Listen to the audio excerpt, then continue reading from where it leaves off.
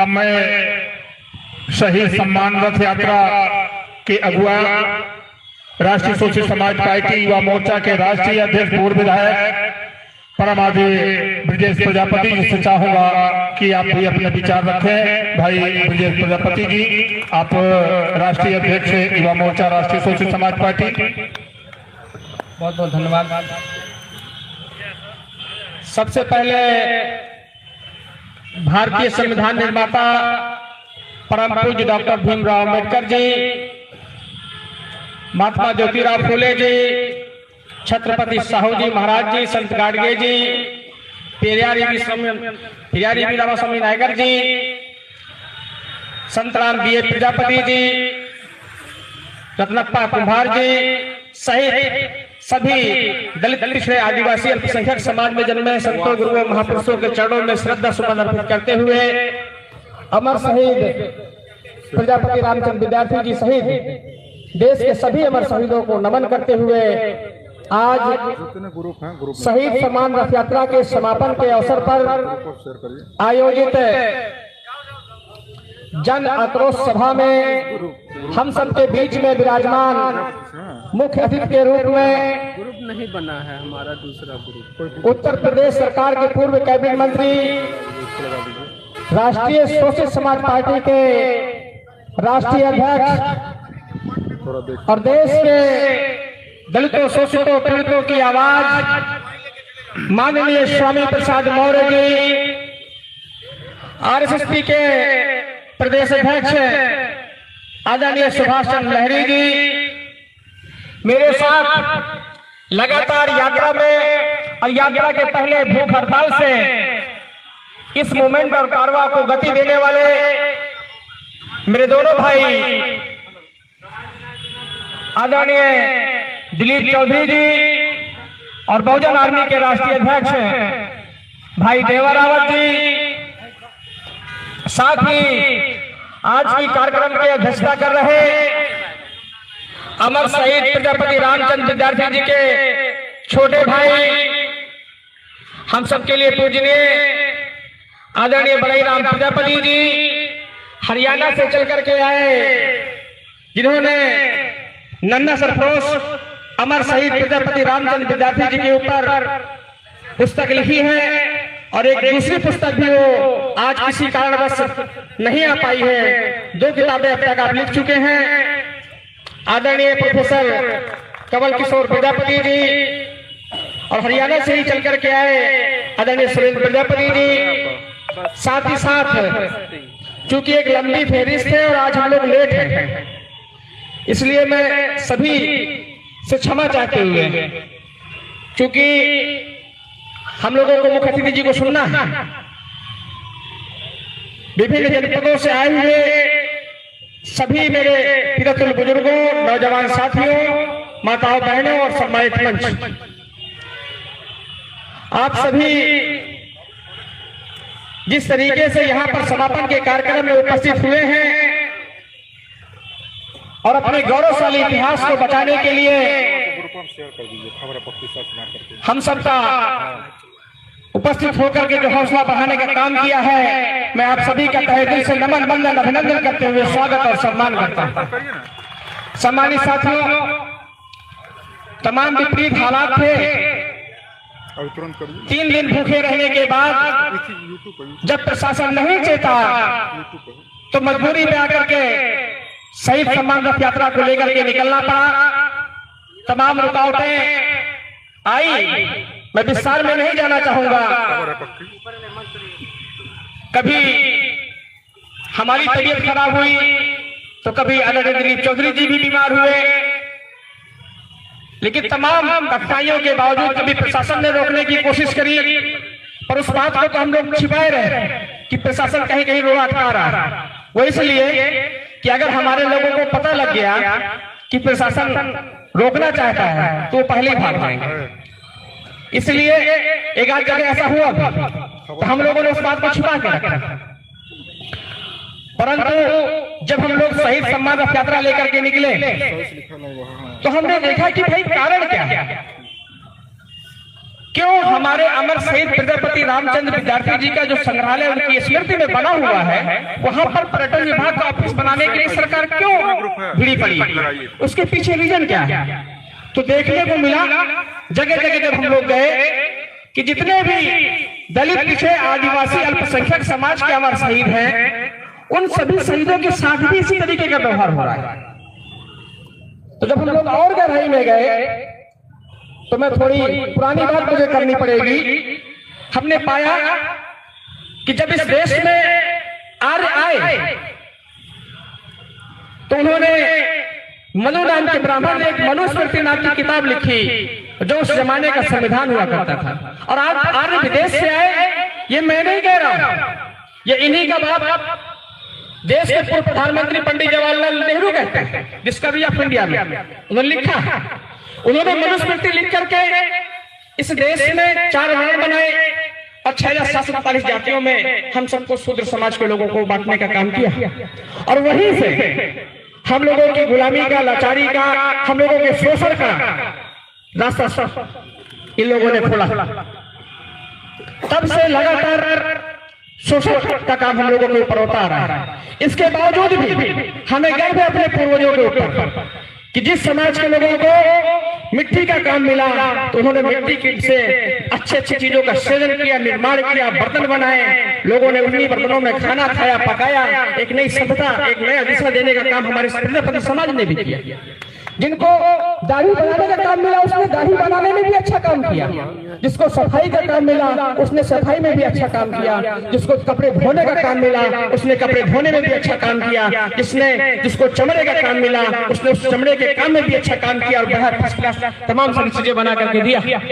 परंतु जिन लोगों ने व्यापार का काम जिन लोगों को मिला उन्होंने उन लोगों ने उसमें मिलावट करने का काम किया। जिन लोगों को सुरक्षा की जिम्मेदारी मिली, हथियार रखने का अधिकार मिला, उन लोगों ने गद्दारी और धोखा करने का काम किया। यही कारण था कि आज तक हमारे देश में कई सारे देश शासन कर चुके हैं, क्योंकि वो लोग सुरक्षा की जिम्मेदारी सही से नहीं निभा पाए। और जिन लोगों को पर्दे बढ़ाने का काम मिला उन लोगों ने वहां भी मिलावट करी और हमारे पूर्वजों के गौरवशाली इतिहास को मिटाने का और खत्म करने का काम किया। हम लोग इस रथ यात्रा के माध्यम से जब निकले, आपके यहाँ जब हम लोग गोरखपुर में चौरी चौरा में पहुंचते हैं तो वहां देखते हैं कि वहां पूरा का पूरा थाना अंग्रेजों का जला दिया गया था। और उसका जो नेतृत्व कर रहे थे वो यादव समाज के अमर शहीद भगवान आहिर जी, नजर अली जी, लाल मोहम्मद जी, मेघू अली जी जैसे 19 SC ST OBC समाज के, अल्पसंख्यक समाज के भाई वहां शहीद हुए। इतिहास का जिक्र नहीं है। इसी तरीके से अंग्रेजों भारत छोड़ो आंदोलन के अंतर्गत जनपद कुशीनगर के अमर शहीद बाबूलाल कुशवाहा जी, जो एक बड़े जत्थे का नेतृत्व करते हुए डिस्ट्रिक्ट हेडक्वार्टर पहुंच रहे थे, रास्ते में उनको अंग्रेजी पुलिस ने रोका, उनको गोली मारी गई। अब वहां पर शहीद हुए, पर इतिहास में नाम नहीं है। हम लोग लखनऊ पहुंचते हैं, लखनऊ में भी देखते हैं कि वीरांगना उदा देवी पासी जी, जिन्होंने पीपल के पेड़ पर चढ़ करके 36 अंग्रेजों को गोली मारने का काम किया था और वो वहां पर शहीद हुई थी, उनका भी इतिहास में कहीं जिक्र नहीं मिलता है। और बड़े शर्म की बात है, बहुत समय बाद मनवाली व्यवस्था के लोगों ने वीरांगना उदा देवी पासी जी की एक प्रतिमा स्थापित कराई और उस पर लिखा गया अज्ञात वीरांगना। मैं जानबूझ करके इतिहास आप लोगों को बताना चाहता हूं। अज्ञात वीरांगना के नाम से पत्थर लगाया गया और जब पासी समाज के भाइयों को पता चला कि ये तो वीरांगना हमारे समाज की थी, तो पासी समाज के भाई एक बड़ा जन आंदोलन खड़ा किए और लगभग 1 लाख 1.5 लाख की संख्या में लखनऊ की धरती पर इकट्ठा हुए। उस समय केंद्रीय मिनिस्टर रामविलास पासवान जी वहां आए और पासी समाज के भाइयों ने वो अज्ञात वीरांगना का पत्थर तोड़ा और नया पत्थर स्थापित कराया। उसमें लिखा गया वीरांगना उदा देवी पासी। उसका परिणाम ये निकला कि बाद में भाजपा सरकार को लखनऊ के सिकंदराबाद चौराहे में एक बड़ी सी प्रतिमा लगवानी पड़ी और सुनहरे अक्षरों से लिखना पड़ा वीरांगना उदा देवी पासी। इसी तरीके से जो जलियांवाला बाग में 1500 भाई शहीद होते हैं और उस जो बैठक का जो 5,000 लोगों की जो सभा थी उस मीटिंग को जो ऑर्गेनाइज किए थे, ऑर्गेनाइज करने वालों अमर शहीदों के मैं नाम पढ़ रहा हूँ, आप समझ सकते हैं कि किस समाज के थे। उसमें अमर शहीद नथु धोबी, दुलिया धोबी, बुद्धराम वाल्मीकि, मंगल मोची, दुर्गादास, यानी कि सभी SC/ST OBC समाज के लोग थे। और जब इन्हीं समाज के लोग ऑर्गेनाइजर थे तो स्वाभाविक सी बात है कि वहां पर संख्या भी इन्हीं वर्गों की ज्यादा रही होगी। तो शहीद भी 1500 जो भाई हुए हैं वो भी इन्हीं वर्गों के ज्यादा, पर इतिहास का नाम नहीं।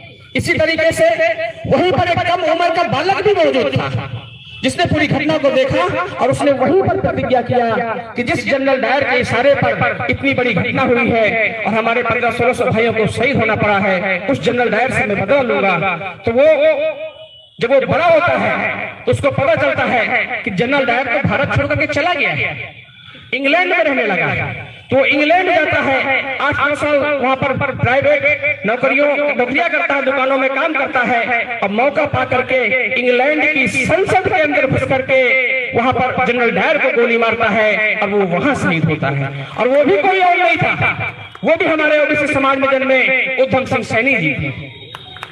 इसी तरीके से मेरे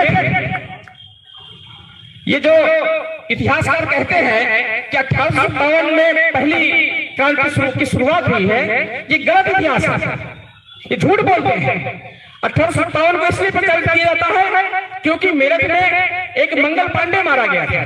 मैं शहीद नहीं बोल रहा हूं, इसलिए उनको मंगल पांडे से मामले को उठाना था, इसलिए वो 1857 को हाईलाइट किए हैं। बल्कि जो शुरुआत हुई अंग्रेजों से लड़ने की, वो शुरुआत 1780 में बिहार से तिलका मांझी जी के नेतृत्व में शुरुआत हुई थी और वहां पर सैकड़ों अंग्रेजों को तिलका मांझी की टीम ने मारा था और बाद में वो सभी शहीद भी हुए थे। 1880 से शुरुआत होती। इसी तरीके से उदया चमार 1804 में सैकड़ों अंग्रेजों को मारते हैं। तो ये जो इतिहास हम लोगों इतिहास का जो झूठा इतिहास हम लोगों को बताते हैं कि 1857 में पहली बार क्रांति की शुरुआत हुई है, गलत। हम मेरठ की धरती पे गए, वहां की वास्तविक सच्चाई ये है कि माता दीन वाल्मीकि पानी पीना चाहते थे। तो उन्होंने कहा कि मैं इस तरह से पानी पीना चाहता हूं। तो मंगल पांडे खड़ा था, वो अंग्रेजों का सिपाही था। उसने कहा आप इस पानी को नहीं पी सकते हो क्योंकि पानी अछूत हो जाएगा आपके पीने से।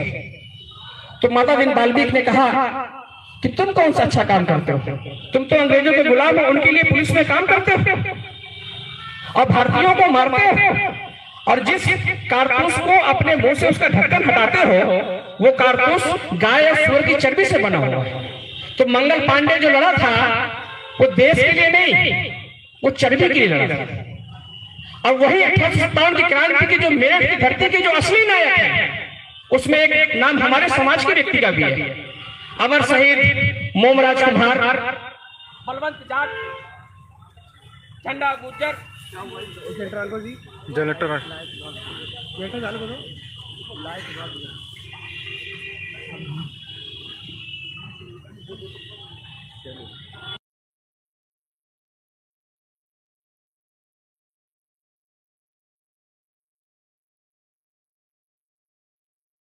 मेरठ की क्रांति के जो असली नायक है उसमें अमर शहीद मोमराज कुम्हार, झंडा गुज्जर, बलवंत जाट, माता दीन वाल्मीकि ये थे।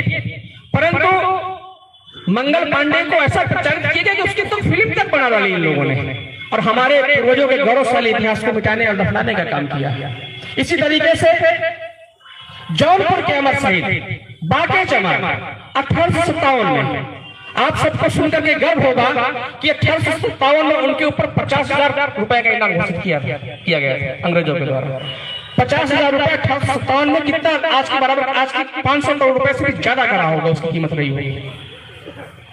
उसने सैकड़ों अंग्रेजों को मारा था।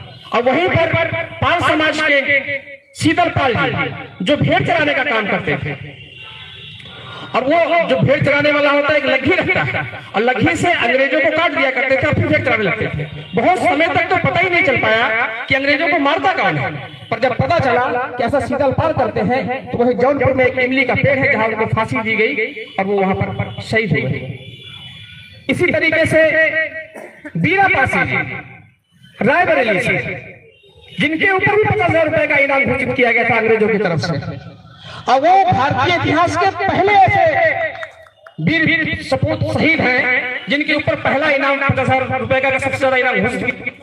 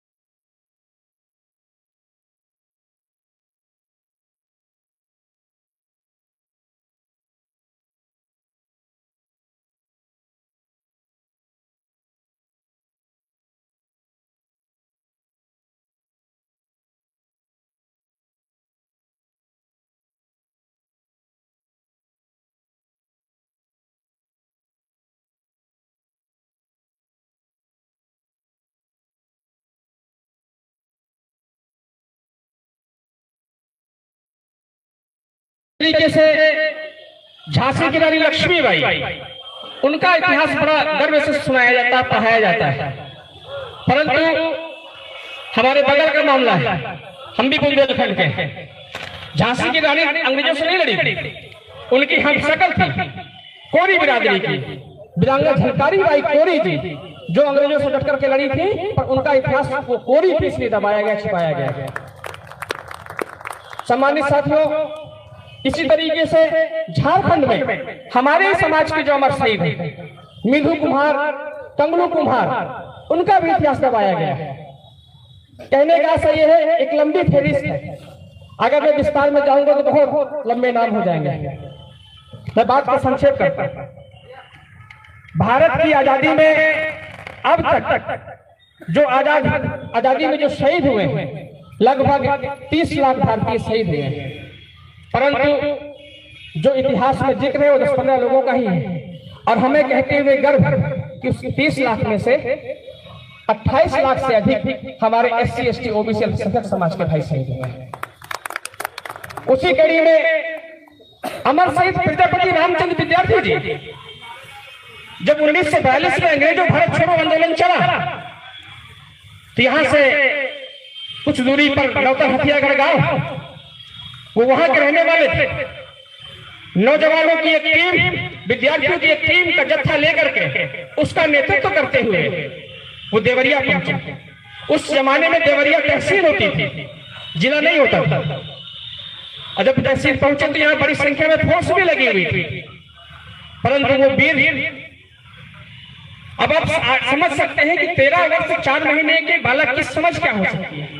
परंतु हमें बताते हुए गर्व कि प्रजापति रामचंद्र विद्यार्थी जी के फादर भी स्वतंत्रता संग्राम सेनानी थे। उनके घर में ही ऐसा खून था अंग्रेजों के खिलाफ लड़ने का।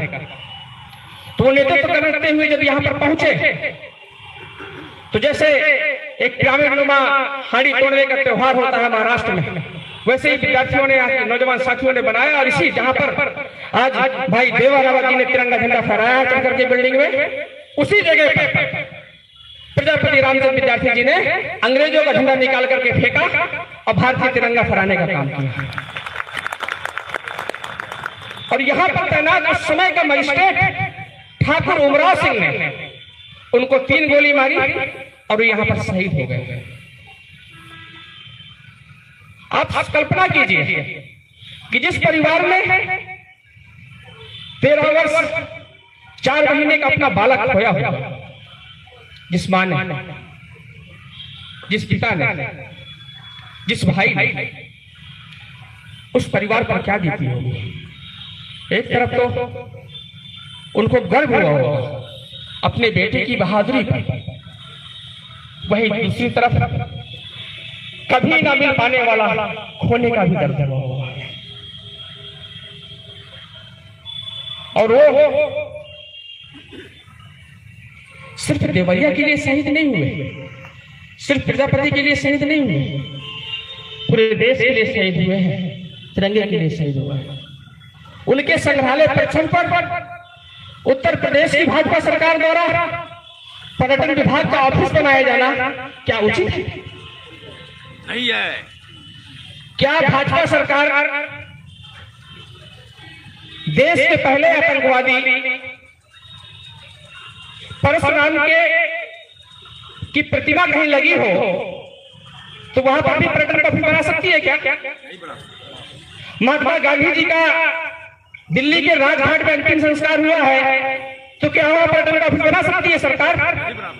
तो हमारे यहाँ के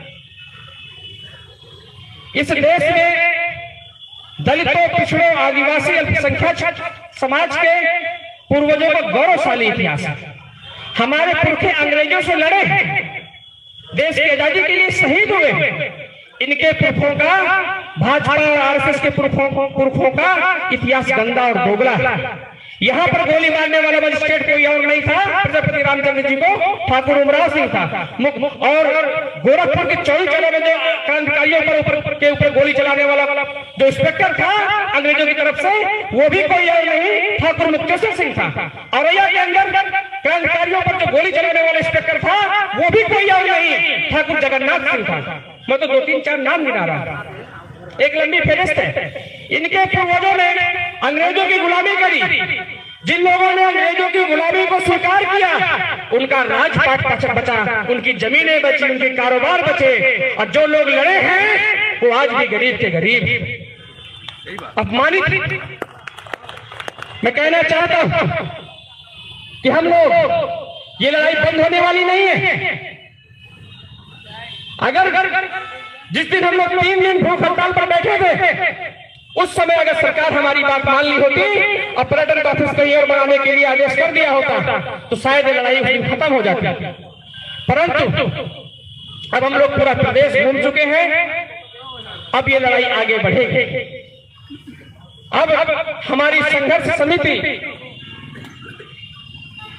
ने यह निर्णय किया कि हम लोग आने वाले समय में प्रदेश के सभी 98,000 गांवों में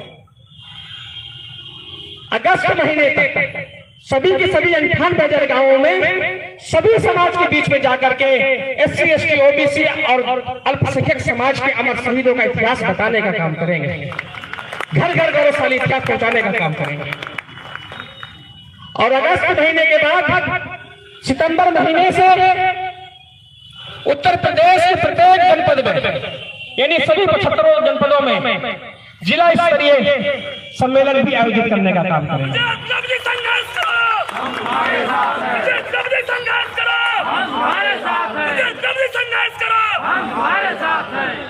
देश के तमाम राज्यों से बुलावा है। इसी दौरान हमारा प्रयास होगा कि हम लोग देश में भी इस बात को अन्य प्रदेशों में भी पहुंचा सके, घर घर। और एक बड़ी लड़ाई के लिए हम लोग तैयारी कर रहे हैं। और नवंबर आते आते उत्तर प्रदेश के अंदर लगभग 1 लाख कार्यकर्ताओं का निर्माण करेंगे। सम्मानित साथियों, आखिर में एक मन में सवाल आता है कि जब देश अंग्रेजों के अधीन था, यानी कि सब कुछ अंग्रेजों का था, जब अंग्रेज गए तो हिस्सा भी तो बराबर मिलना चाहिए सबको, नहीं दिया गया। ये लड़ाई हमारी अब जारी हुई है। आज जो लोग अंग्रेजों के गुलाम थे 97% जमीनों के वो लोग मालिक हैं। जो लोग, जिन लोगों ने अंग्रेजों की गुलामी स्वीकार करी थी वो लोग 97% जमीनों के मालिक हैं। हमारे पुरखों ने अंग्रेजों की गुलामी नहीं स्वीकार करी, वो अंग्रेजों से लड़े, शहीद हुए हैं। हम लोग भूमिहीन हैं। जो लोगों ने अंग्रेजों की गुलामी स्वीकार करी वो लोग उद्योग धंधे फैक्ट्रियों के मालिक हैं, नौकरियों के मालिक हैं, कारोबार के मालिक हैं। तो ये लड़ाई हम लोग बराबर के हक की लड़ाई आगे लड़ना चाहते हैं, ऐसा हम लोगों का प्रयास है। इसी के साथ साथ हम ये भी कहना चाहते हैं, क्योंकि सारा का सारा इतिहास इंग्लैंड की गजेटियर में दर्ज है, तो नरेंद्र मोदी सरकार से हम लोगों ने मांग किया पूरी यात्रा के दौरान।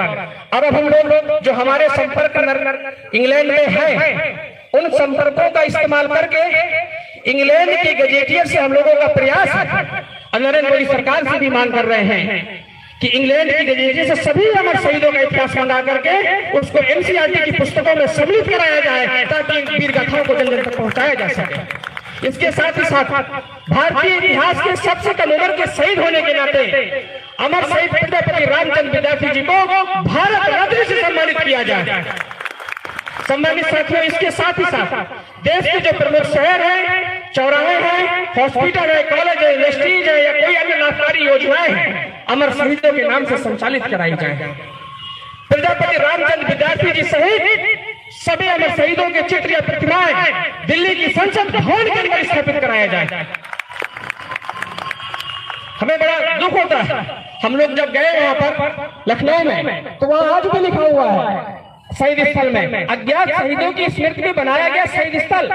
एक तरफ नरेंद्र मोदी देश में आजादी का 75वां अमृत महोत्सव मना रहा है, वहीं दूसरी तरफ उसको ये भी नहीं मालूम है कि किस भाई ने अब कौन सा भाई शहीद है, उसका नाम क्या है। शहीदों के नाम तक नहीं मालूम है, अज्ञात लिखा हुआ है।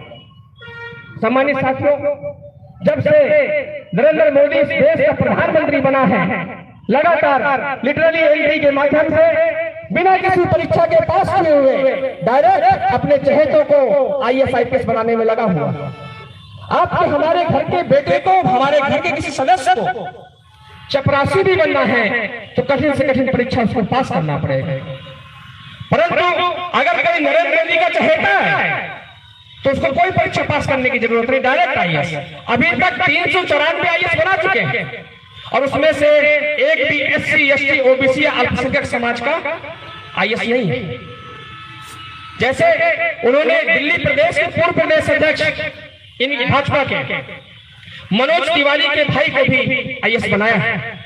लोकसभा के अध्यक्ष ओम बिरला जी की मॉडल बेटी को, जो मॉडलिंग करती है, पढ़ाई लिखाई में मन नहीं लगता उसका, आपके हमारे घरों के बच्चे तो पढ़ाई करते हैं, उस मॉडल बच्चे को उन्होंने आईएएस बनाया है। तो मेरी मोदी सरकार से मांग है कि अगर आप अपने चहेतों को डायरेक्ट आईएएस बना सकते हो तो जिस परिवार के सदस्य ने अपना सर्वोच्च बलिदान देते हुए देश की आजादी के लिए शहीद हुआ है, उनका परिवार आज भी गुमनाम है, लाचार है, बिना किसी मान सम्मान के आम नागरिक की तरह जिंदगी जीने के लिए मजबूर है, तो उन सभी अमर शहीदों के परिवारों को भी लिटरली एंट्री के माध्यम से डायरेक्ट आईएएस आईपीएस बनाने का काम किया जाए।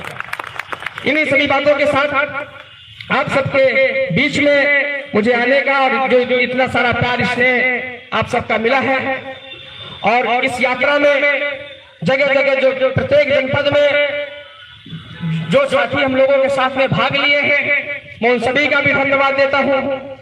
और साथ ही साथ बहुत सारे हमारे सोशल मीडिया के साथी भी इस टीम में जुड़े रहे हैं, जो हम लोगों के बीच में उपस्थित तो नहीं हो पाए, लेकिन पूरी यात्रा के दौरान हम लोगों को सोशल मीडिया के माध्यम से बल देने का काम किया है।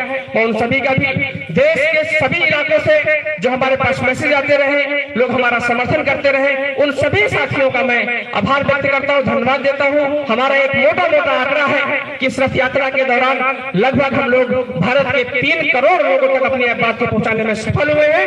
मैं इसके लिए अपने पूरे सभी साथियों को, सभी जिसका जहां पर जो भी योगदान रहा है, मैं सभी का बहुत बहुत धन्यवाद देता हूं। जय भीम, जय भारत, जय संविधान। धन्यवाद।